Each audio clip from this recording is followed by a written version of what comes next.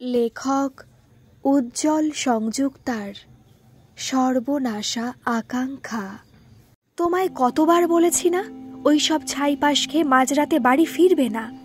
ছোট ছোট ছেলে মেয়ে কি শিখছে তোমার থেকে? এতই যদি ওই ছাইপাশ খাওয়ার শখ, তাহলে রাতে কোথাও পড়ে থাকতে, ভোরে ফিরতে। এখানে না ফিরলেও চলে যেত। হ্যাঁ, চিন্তা একটু হতো, কিন্তু এইভাবে বদ্ধ মাতাল হয়ে ফিরে বিছানায় শুয়ে শরীর নিয়ে টানাটানির জ্বালাতন করার কোনো অধিকার নেই তোমার। প্রত্যেক দিনের বাধা ধরা ছকে পরিণত হয়েছে বিপ্লবের জীবন, আর তাতেই অসহ্য হয়ে উঠেছে অপর্ণা। মানুষটা ভালো রোজগার করে, সারাদিন খাটে, শরীরে একটু আলস্য ভাব নেই, কিন্তু কাজের শেষে সেই ছাইপাশের আড্ডায় পড়ে থাকবে মাঝরাত পর্যন্ত। এদিকে বাড়িতে ঘুমন্ত ছোট ছেলে মেয়েকে নিয়ে রাত জেগে বসে থাকে অপেক্ষায়, কখন ফিরবে মানুষটা। বাড়ি ফিরে কি শান্তি আছে? এমন চিল্লামিল্লি করবে, ঘুমন্ত ছেলেটা কাঁচা ঘুম থেকে উঠে চিৎকার করে কাঁদতে শুরু করে।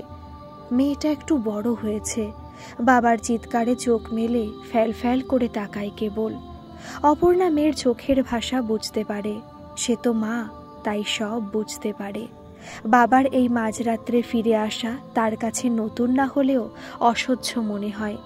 7 বছরের মেয়ের চিন্তাভাবনাগুলো বুঝতে অসুবিধা হয় না অপর্ণার। শান্তির সংসারে যেন অশান্তির ছায়ায় ঘিরে গেছে। বিপ্লবের সবকিছুই ঠিক আছে, কেবল এই মাঝরাতের মাতলামিটা দিন দিন অসহ্য হয়ে উঠেছে। বিপ্লব রাজমিস্ত্রির কাজ করে, হাতের কাজের প্রশংসা আছে উঠতি প্রমোটারদের কাছে, তাই বিপ্লবকে বসে থাকতে দেখেনি কোনোদিন। দিনের কাজের শেষে ওভারটাইম করেও পয়সা পায় বেশ ভালো রকম। সংসারে কোনো দিকে অভাব রাখেনি বিপ্লব। বউ ছেলে মেয়েকে নিয়ে রীতিমতো খুশির সংসার। সবাইকে প্রচণ্ড ভালোবাসে বিপ্লব। অপর্ণাও তার ছেলে মেয়ে দুটিকে নিজের জীবনের থেকে অধিক ভালোবাসে, কিন্তু মাঝরাতে পরেই স্বভাবটার জন্য দিন দিন অসহ্য হয়ে উঠছে অপর্ণা। যত রাতেই নেশা করে ফিরুক না কেন, সকাল 6টায় ঘুম ভেঙে যায় বিপ্লবের।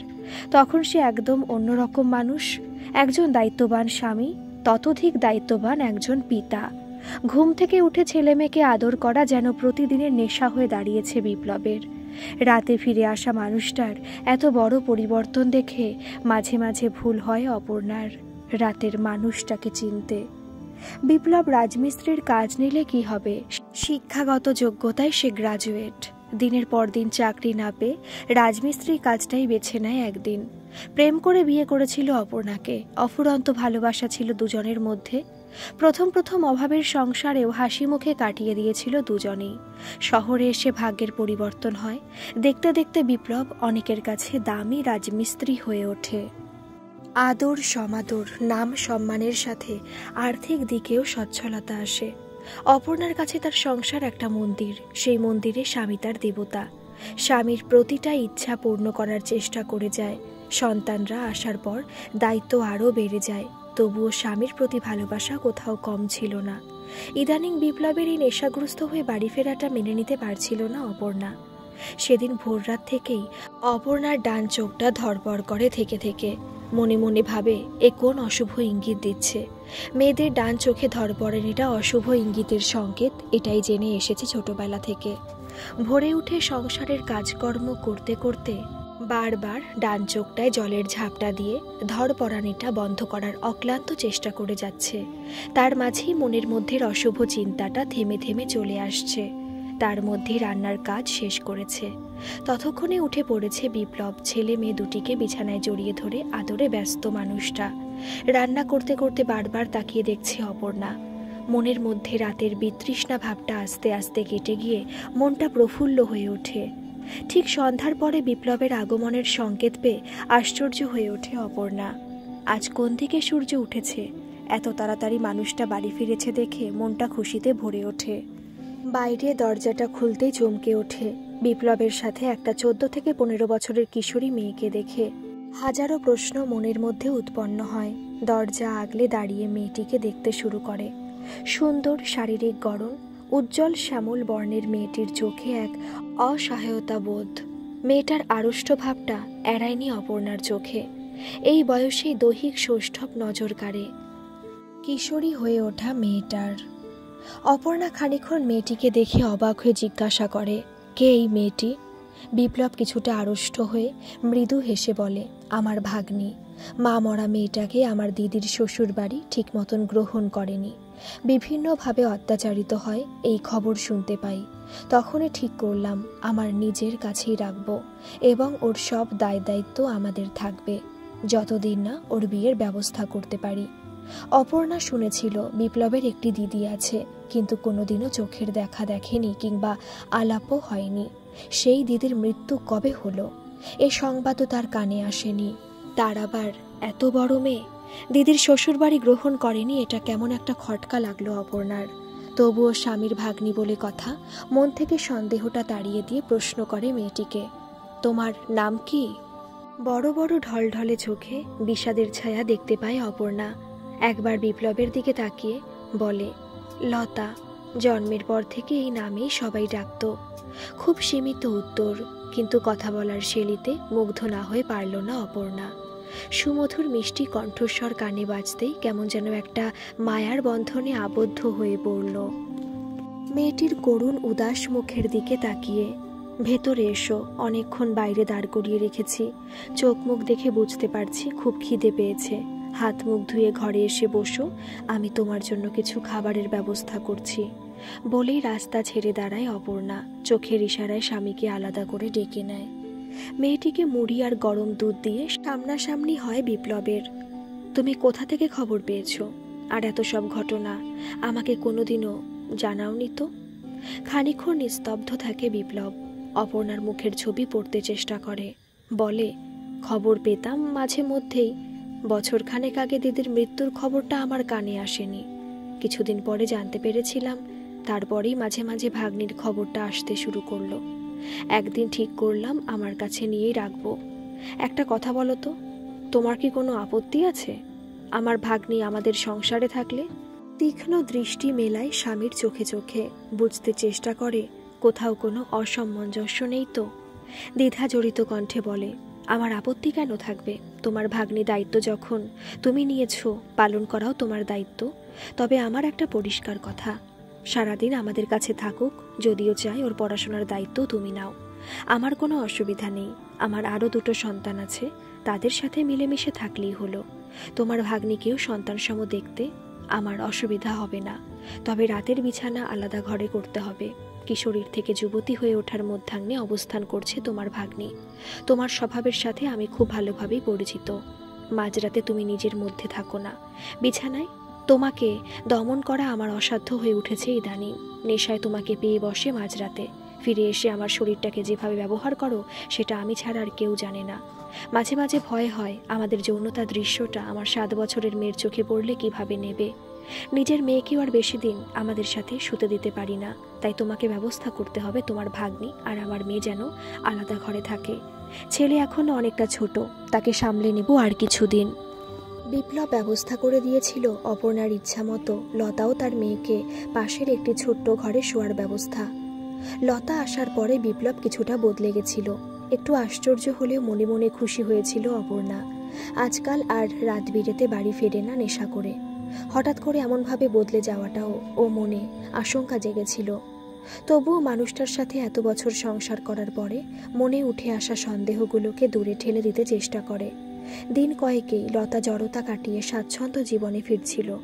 বিপ্লব না থাকা অবস্থায় অপর্ণা খুঁটিয়ে খুঁটিয়ে জিজ্ঞাসা করত লতাকে, তার মায়ের কথা, তার বাবার কথা, তাদের বাড়ির সম্বন্ধে নানান প্রশ্ন করে যেত অপর্ণা। প্রত্যেকটি কথার যথাযথ উত্তর দেওয়ার চেষ্টা করত লতা। কয়েকদিন এই মা মরা মেয়েটার উপরে মায়া পড়ে গেল অপর্ণার। দেখতে দেখতে কয়েক মাস পার হয়ে যায়। বিপ্লব ভোরবেলা উঠেই মেয়েকে আদর করতে যায়, তখন চোখে রাখার সময় পায় না অপর্ণা। এতদিনে মনের সন্দেহটা অনেকটাই ফিকে হয়ে এসেছে, তাই নজর রাখার প্রয়োজনটা বোধ করে না।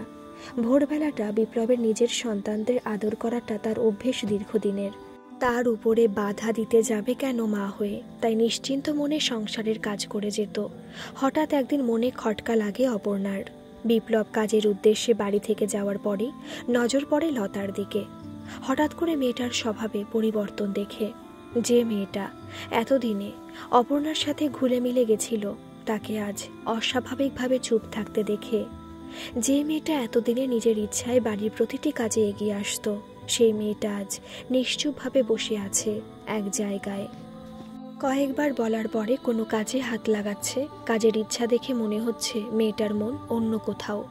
সবচাইতে আশ্চর্য লাগলো, কেমন যেন ইতস্তত বোধের সাথে ভয় ভয় ভাব।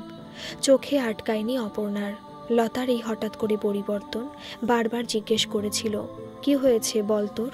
যা কিছু হয়েছে মন খুলে বলে ফেল আমার কাছে। তবুও নিরুত্তর ছিল লতা।